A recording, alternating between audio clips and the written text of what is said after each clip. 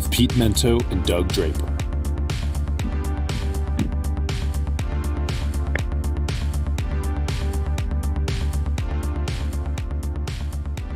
Good afternoon to everyone. Another exciting live edition of Global Trade this week, brought to you by our good friends at Uptime Logistics. I am Pete Mento.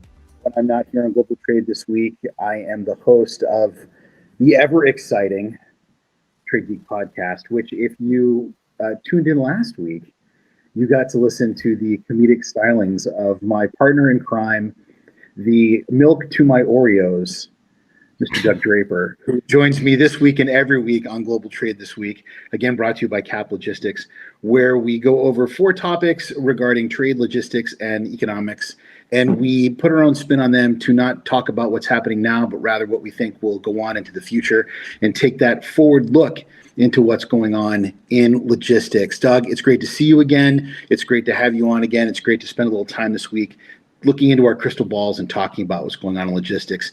We didn't have a chance to really talk much before we started the show this week. The weather really beat me down. Thank you for being understanding and letting us pop onto the show on Wednesday rather than Monday. You're a mensch, as we like to say on the East Coast, my friend. Yes, I'm not really sure what that means, so I think it's a compliment, but we'll just roll with it. So, and yeah, glad you made it home safe. It's a great compliment. I got to enjoy being on planes and de-icing and all the other joys of air freight and moving. Air freight being myself, I was the cargo in the seat, but it's all good, man. So, I think it's. I did the intro. I got to face the black abyss as we came out of the container and came live to everyone here on Global Trade this week, and that means that the first topic, my friend, will be yours. So with that, I'm handing over the reins to this wild Mustang that is Global Trade this week to you, and you can take the first topic and get us going, friend. Nice. Yeah, thank you.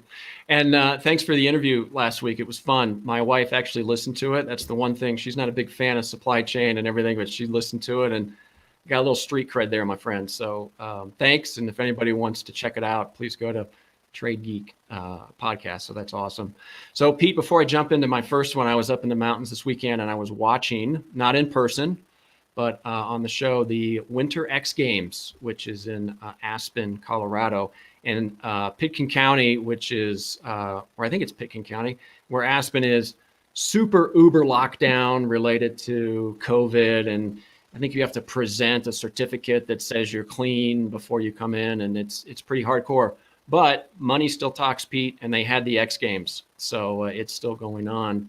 But the cool thing is there was a handful of sayings and statements that they made to help explain what the audience was looking at.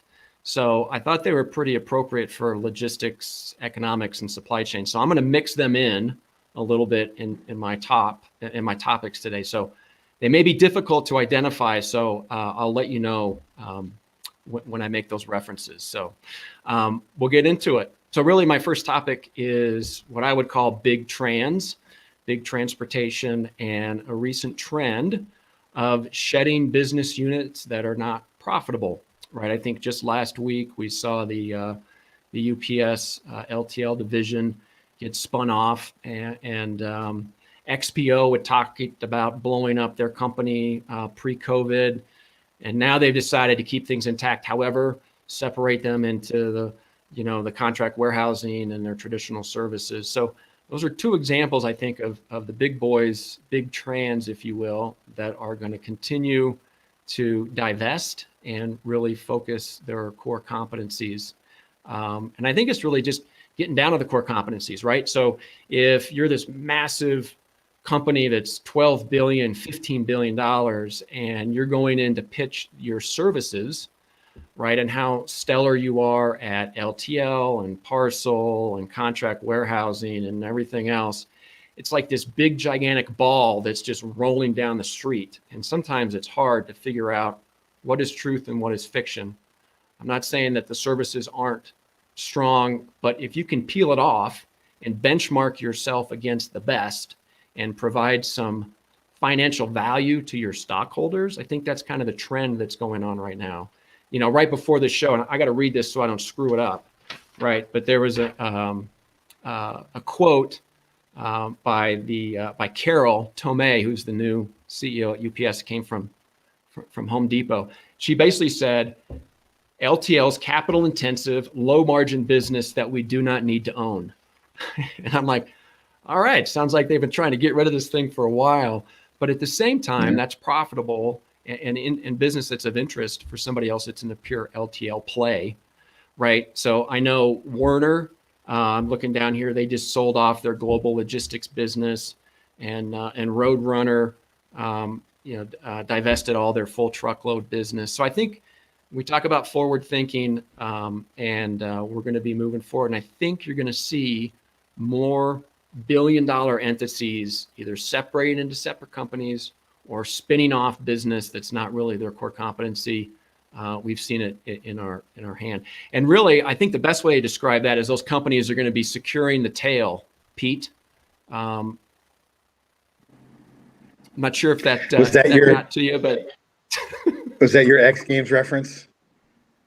It was, yeah. It means if you're going to do your big trick and you want to really showboat, you got to secure the tail. So what these companies are doing is they're getting rid of the nonsense and the noise level. They're securing the tail so they can focus on their core competency and provide better shareholder value. So there you go. Okay. You probably didn't even notice that statement because it flows so well with transportation and logistics. But anyway, secure the tail, my friend. It would not be an episode of Global Trade This Week if Doug Draper did not try to find some way to hammer into the conversation some kind of a catchphrase. So thank you for that. When you read that comment from the CEO, you said it was of UPS? Correct. Yeah. Is that who it was? Yeah. The first thing that interested in my mind is, I wonder if that was a diplomatic way of saying we just didn't know how to make this profitable. We didn't know how to run this business. We didn't know how to make money doing this. Because as you point out, there are a lot of businesses who know how to make money, a lot of money doing LTL. And I could name a lot off the top of my head. I think you could too. So why is it that UPS couldn't? I think it has a lot more to do with the comment I want to make here, which is businesses focusing on core competencies.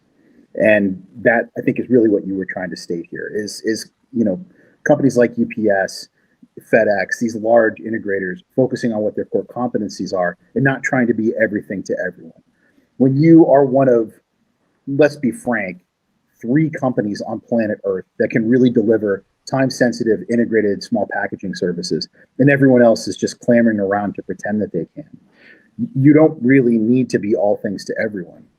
When I worked for Crane, as an example, I was in a car driving from one customer to another with one of our mutual friends, Mark Saxelby, and we counted just how many service offerings we had to sell. And I think we stopped at 38. And that's, Crane is a relatively big, they're $1 billion company, I think, logistics firm. They're not UPS or FedEx. I can't even imagine if we were selling 38, how many a UPS or FedEx is selling. And let's take it down a step. Expeditors, Shankers, Kuehne+Nagel. Imagine how many they've got to sell. So you're trying to become wildly profitable and keep shareholders happy by being all things to everyone. You're probably going to do a better job of that by focusing on your core competencies and delivering extremely well at a more limited number of things. When McDonald's started selling tacos, I think we should have all realized that Armageddon was near. Okay, so I think this is a lot more to do with maybe getting back to basics and doing your job and not taking days off like Belichick instead of trying to do everything to all people. Yeah. It's the one thing you just brought up that I wanted to add in was about Schenker, the German forwarder, and I read that they're trying to move in. They're going to land in the U.S. They want to do a standalone truckload and LTL division, not necessarily supplementing service providers, right? They've had P&D services and things of that nature, but they want to come to the U.S., raise their flag and say, we are here. And my take, I'm just this dude in Colorado pontificating on my thoughts, but that's great. You can bring I think that's going to be a challenge, and maybe they're up for it. But here's the deal. You can have as much trucks, as much equipment, and as much freight as you can move. you still have to find people to do that. There is still a driver shortage. There is still going to be capacity issues. So unless you want to import 15,000 Germans to throw into some trucks and bypass the challenges that every single LTL and full truckload carrier is dealing with, I think it's very novel. But Pete, they need to risk it if they want to get the biscuit. I'm not sure it's going to come down to that. So, nothing ventured, nothing gained. That's not fun to say. Risk it for the biscuit is fun. So maybe Shankers will do it. I'm a little concerned that their business model is sustainable long-term in the U.S., strictly with LTL and full truckload. If I ignore your attempts at shoehorning in these mottos, will they go away? Is that no? Probably not. Here's this one, right? So we'll throw that one away. I'm done with that one. So, with your Shankers thing, I've always looked at the U.S. because this is where we're from, right? We're Americans. We're going to put ketchup on a steak, right? I mean, we're Americans. I'm a Texan, which makes it worse. Whenever I go to Great Britain, every English person's American accent is always a Texan saying "Howdy, partner," right? Like we're the worst of Americans, and we have a certain way of doing business and a certain way of handling things. And whenever Europeans come here, they just assume that they're going to implement some European model and it's going to work just fine. Maybe it will. Maybe you're right. Maybe Shankers will come here, and this Teutonic German model is going to work just fine. I have my doubts.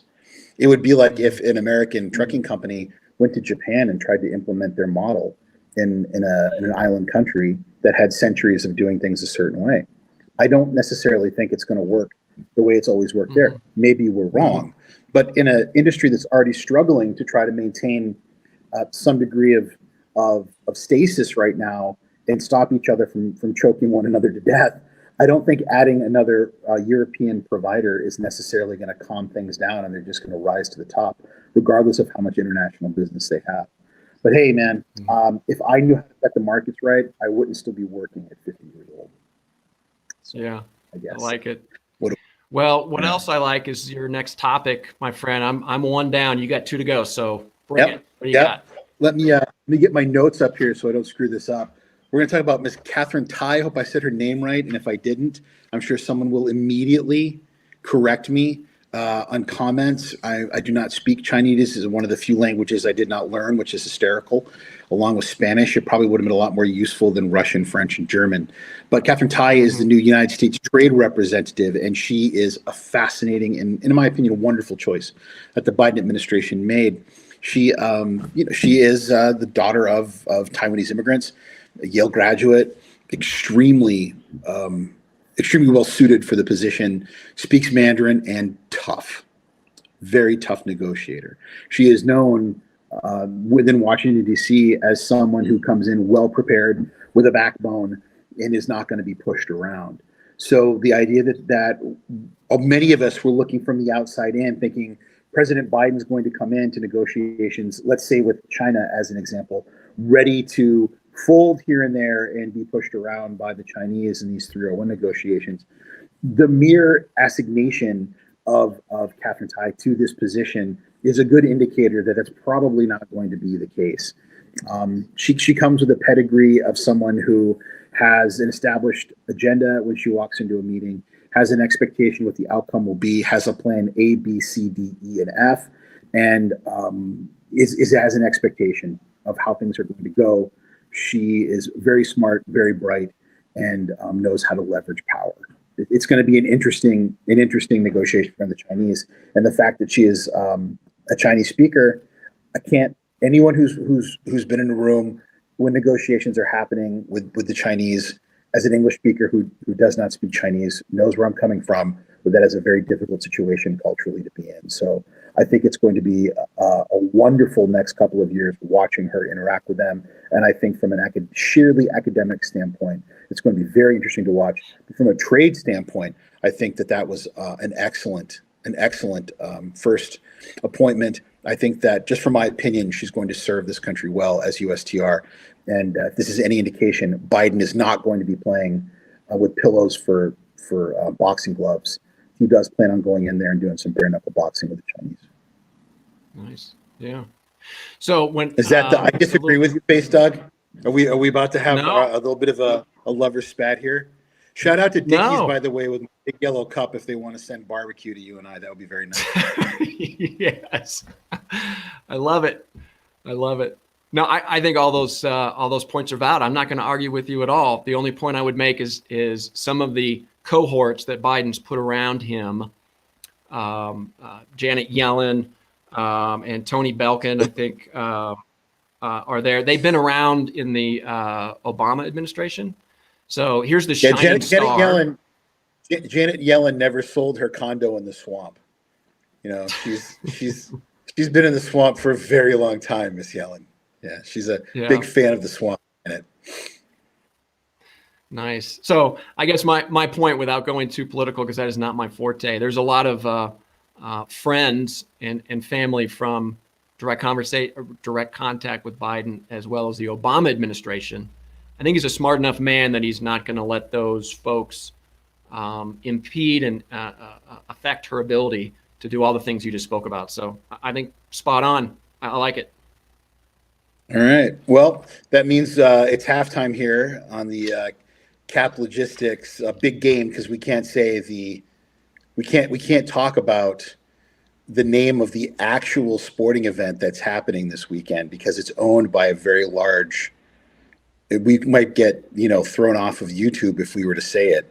But do you have a pick between the two cities of Tampa Bay and Kansas City on who you think is going to win, as we have the halftime Cap Logistics show here? Yeah. Well, if anybody listened to the interview with my backstory, I'm pretty much a Kansas boy from Wichita, and a lot of kids and guys I went to college with. I went to Kansas, University of Kansas Jayhawks. They live and breathe the Chiefs. So I will pretty much be torn to shreds if I don't support those guys, even they're in the same division as the Broncos. So to answer your question, let's go Chiefs. Chiefs Nation, let's go. All right. Well, as I sit here in the beautiful live free or die state of New Hampshire, and as somebody who has for the last 20 years watched Tom Brady somehow find a way to win most of the time, as much as being the grandson of a bookie, there's no way I would ever bet money against the Chiefs offense. I gotta bet Tom Brady. So in this, we disagree on the Cap Logistics halftime show. I'm going to disagree with you. I'm taking Brady and his team. We can have a gentleman's wager on this, but I think next week when we talk, I think you'll be eating lobster pie there, buddy, on this one. Yeah. And it's strange, in New England, there are a lot of people who are rooting against Tom for leaving the Patriots, like they've never left a job because they hated their boss and wanted more money. I don't understand that. But in any case, on to topic number 3. Yes, topic 3. So if anybody wants to give us a suggestion on the bet, right, this is perfect. And that was not scripted at all. That truly just came out and said, I'm with the Chiefs, you're with Tampa Bay. So if anybody wants to throw out any ideas of the wager, as long as it's like a $15 range, I'm cool with it. So feel free to mark it up. Yeah. So, but this one's pretty. Neither one of us make enough money for any real type of bets. Let's be honest here. Yep. Yeah, very true. So my next topic is pretty short and sweet. And as time has gone on from last week's Wallstreetbets and the whole Reddit scenario, my topic is really, is there a way for that chaos and the crowd mentality to infiltrate logistics and the transportation stocks out there? And it's almost a pretty easy, in my opinion, comment to say no. Right. I think the sheer fact that there's been no news on this in the last couple of days speaks to that really that whole idea was around distressed stocks that you can quickly affect change on in a group mentality. And I'm not saying group mentality is bad, just, the crowdsourcing aspect of the world right now can quickly flip it. Right. So if there's some distressed stocks out there, maybe it'll happen. But the other thing is, like, what's the end game, right? Is like, okay, we successfully stuck it to the man and that's it, So what's the long-term strategy of collaborative, investing? So my topic was basically, would this spill off into the transportation logistics industry?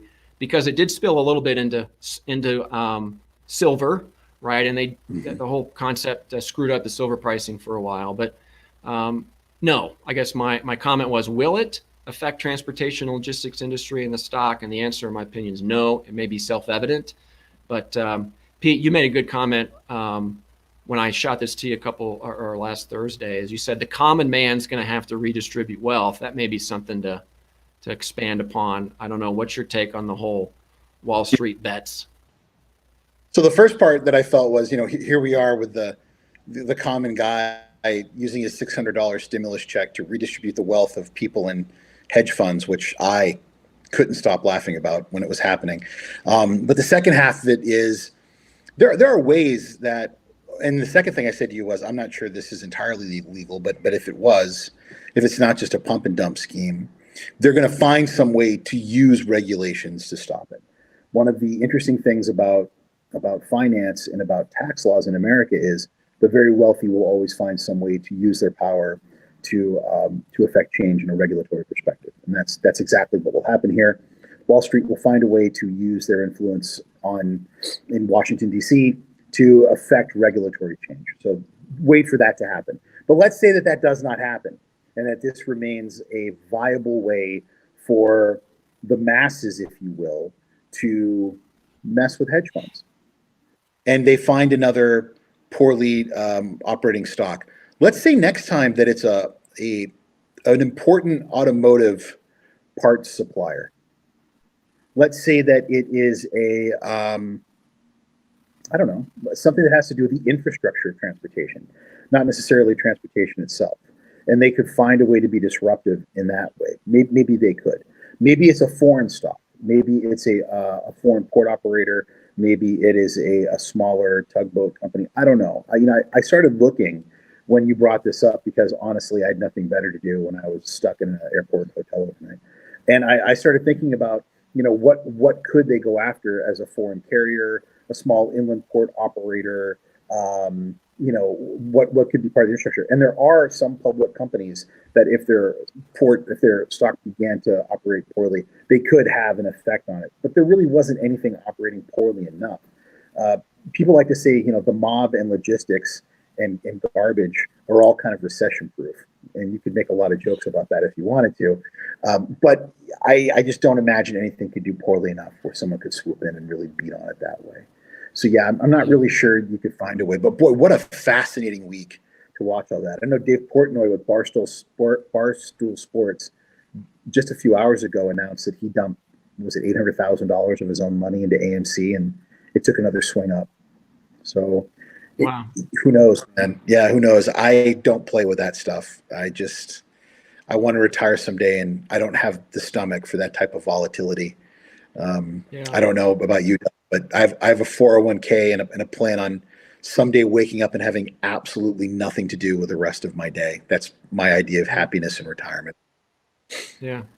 Well, the gamification, if you will, if that's a word, that Robinhood has brought to the table. My son wanted to get a Robinhood account and throw money in it and start playing around. And I'm like, what do you want to invest in? He's like, I don't know, but people are making money and whatever else. So I think that is, you have some pretty novice people out there, and this is for a whole nother discussion, right? But I think the ability to turn stock trading into a game, essentially, or make it perceived that way. And Robinhood's done a phenomenal job at that. There's going to be some weird stuff that happens that comes on that if you can get a bunch of people behind it, they may not have their true end game, but we can screw things up for a couple of days and go back to my basement and play video games and talk about how cool I was to impact the economy of the United States. Well, just another quick comment. I mean, let's be honest. I'm willing to bet. I'm willing to bet you a cold beer and a bacon cheeseburger that the coven of 19-year-olds that run our production back in Colorado, that one of them put their dreadlocks up into their beanie and put some money into one of these things. I guarantee you, when we get off this, Keenan's going to be like, yeah, man, we got off the mountain and took a little time, and each one of us made 70 grand on this and bought a new Tesla. Like one of them did it. But the way I see it, this is a generation of people in their 20s that have some bit of a right to be a bit angry about it. There was a massive redistribution of wealth that happened when the baby boomer generation lost a tremendous amount of their wealth. This is the economist in me talking, okay?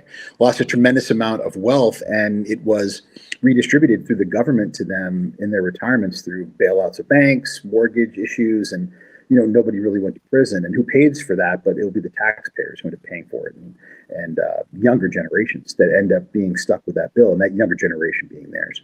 So I can understand there being a lot of anger, and then Gen Xers like you and I just sort of angrily, cynically skating along, being like, "We hate them, we hate you. Don't bother us." We'll be watching reruns of Seinfeld in our condominiums, wondering why no one cared about us. We invented the internet. So. In any case, onto my fourth my fourth topic, and we'll get, speaking of the internet. I've been reading again how as much as the Biden administration has been doing all they can to undo much of what Trump has done in the first couple of weeks of their administration, one thing they appear to agree with Mr. Trump on is the idea of digital platform taxes. And these are taxes that have been rolled out by a number of European economies on digital platforms. Think of Amazon's, think of Facebook's, the Twitters of the world. These are digital platforms that, although do not have physical presence in these foreign countries, do have a digital presence. Sales are happening across these borders. Things are being managed across these borders. They do have a digital presence, but they don't have a physical presence. And so they're being taxed for their operations in these foreign countries. And the foreign nations are saying, because business transacts here, although there is no physical presence, and you've worked really hard to make sure that there is no physical presence, there is a nexus of action and operation, and you owe us bank. So pay up. And they've created regulatory bodies and regulatory instances that require companies to pay. So companies have run back to daddy and said, don't forget who put you in office. Do something about this. So regulations have been created in the U.S. that allow them some degree of safe harbor. And moreover, Mr. Trump and Mr. Biden have said this isn't fair. We don't do this to you. Why would you do it to us? The first answer being, well, because you've invented all these platforms. So we have really nothing to tax. And second of all, because this is only fair. What are we going to do? Go to a taxless society one day when it's all online? So in the past, Mr. Trump talked about tariffs. He talked about using trade remedies to get after these people, and other types of taxes to more or less create a bit of a tariff war on everything from cultured goods and high-end luxury goods after the French and the Germans and the English and the Dutch. I mean, it was going to be pretty ugly. And Mr. Biden's saying that's not a question if you guys don't do something about this. So we could be still looking at something down the road, and it appears to be an issue and a means of remediation and a means of comeuppance that both of these organizations, the Trump administration and the Biden administration, agree on. So just because you're not at someplace, you're there virtually, it doesn't mean that the tax man's not going to come at you in these foreign places. But this is one place that looks like the U.S. government is willing to pick up their big stick and go beat somebody over the head with it. Mm-hmm. Yeah. I think that you have some valid points. The challenge, including myself, is I get a tax on something physical, right? It's hard to wrap my head around something that's digital, right? It's not there. It's not a pen. Troy, can't be taxed. It's not physical. And I think the states, from what I've read, is that a lot of that legislation is on the state level. So if you're in one state but buying from another state, the rule's a little bit different. There's not a national standard. It's confusing to understand it, right? I mean, I get the fact that it's digital, but it's not tangible. I have something in my hand. I physically use something. I understand the concept of a tax and a tariff. Digitally, it's more difficult to get your arms around it. So I think it's going to be a topic that's going to continue to be brought up, and there'll have to be some education around it and some explanation on why it's important. So I don't think it's going away. I think we have a long way to really understand it, which is then going to get buy-in for legislation passage and things of that nature. So anyway. It's going to take an international agreement. Yeah, it's going to take some sort of international agreement. They're going to have to come to some sort of an agreement internationally, and it's going to take the U.S. saying, "All right, guys, let's get our heads together," because this could get turned on you as well. We could find some way to tax you as well, and you're not going to like how this all ends. So let's put our heads around this and come up with some way to make this all work. And I think that's eventually what will happen here. Yeah. Yeah, I think the best way to summarize that, Pete, is I think everybody needs to tweak their grab to adjust a little bit. So that's it. Those are the three that I'm bringing to the table, my friend. Tweak your grab. There's the last one. And I think that's Doug. a perfect way to end. Any last comments on that, Pete, before we wrap this thing up? Yeah, I need you to stop hanging around with 20-year-olds. That's what I need you to do. No more millennials. It would be best if you just like hung around the Y with other 40 and 50 something year old dudes for a while, man. I think we're not the X Games set, my friend. No, well, I can pretend. I got kids in college now, right? I got to stay hip. So, but don't break your head on that. Yes, exactly. That's very true. But we come to the end of another live show for Global Trade this week. I think we're getting the hang of it on the liveness of this factor. We'll tweak our grab a little bit as we go through this thing, but I can't thank Cap Logistics enough. They're the ones that put this together. You can visit them at caplogistics.com. And Pete, I think we're going to be, barring any snowstorms or craziness, we'll be back on Monday, 1 p.m. Eastern, 11 p.m. Mountain, since that's where we both are. And have a great week. I can't thank you enough. And thanks everybody for joining us today on Global Trade This Week. See you, buddy. Take care.